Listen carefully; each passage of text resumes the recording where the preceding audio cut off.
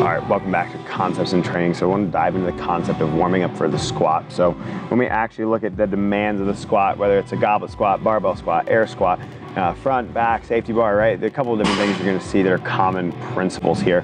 All right, when we look at squatting motions, things we got to understand what's happening here at the hips, what's happening at the ankle, what's happening at the foot, and how can we warm up for these things, okay? So when we start to look at what's happening, we're going to start from the ground up. All right, so when we look at the squat, even if your feet are out here, your feet are locked into the floor. All right, they shouldn't be moving a whole lot. So we need to be able to have some level of dorsiflexion here in the ankle, right? So if I'm squatting down, all right, we see that ankle is able to move here. So one of the things that really happens is this tibia is sitting on top of the foot, it's sitting on top of your calcaneus. So when we rotate, right, when we actually sit there and start to squat, well, that foot's gonna spread out and that tibia is gonna have to rotate, okay? So we gotta have some level of control of the foot and the ankle, right? So if you're gonna try to find a spot where we can get that ankle to move, especially in the fact that it's gonna be locked in, all right? That might be some kind of locked in drill where we kind of actively drive and try to sequence that scenario where we're gonna spread that foot out and drive that knee over that toe, being able to warm up that ankle, all right? You can load that up, you can do it standing, all right? What we're really just trying to do, like I said, is that sequencing, okay? Might be applying some pressure, some kind of floating heel movement where we try to get that foot actively engaged. The next, because that tibia rotates and what's actually happening at the hip, and we're gonna go to the middle here, okay? As I start to descend in that squat, well, my pelvis actually spreads out a little bit, okay? That's the non-technical term for it. If you really look at the internal rotation, external rotation of the pelvis, we start to look at what your hips do, all right? And I'm gonna turn backwards. It's gonna be kind of funny little view here. So I call it like squat butt, right? If all of a sudden I sink down in that squat, it almost looks like your butt gets wider. Well, what's actually happening is your pelvis is rotating out and basically kind of forming the shape. Well, your femurs on the inside of that have to then internally rotate, all right? So a couple big considerations that we're looking at.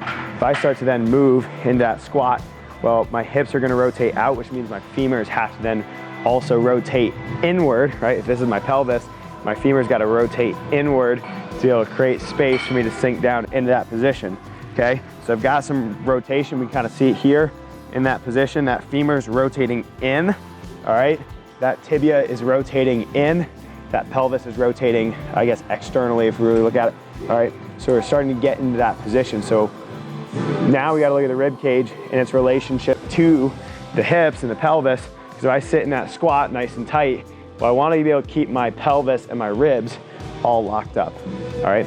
So when we start to look at mobility selections, being able to actively stabilize in the bottom of that position, we wanna be able to pick some things that are going to drive that foot and that ankle, being able to open up that tibial rotation.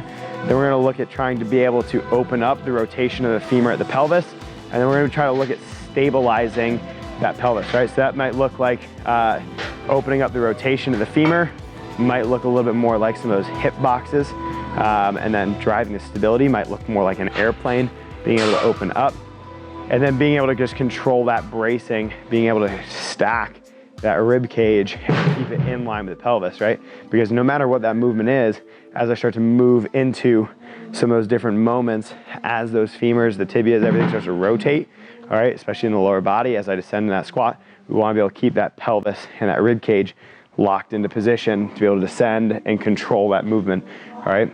This is a principle that applies across all types of squats, right? So whether it's front, back, overhead, goblet, air squat, split squat, right?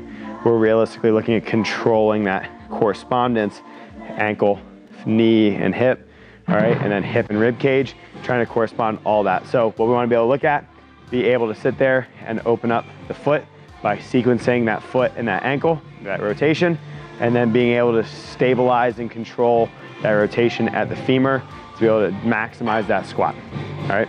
So that's just something to consider with the squat warm-ups and some of those exercises you've seen scrolling through this video as you've gone, to be able to add in and to maximize that squat in future training sessions.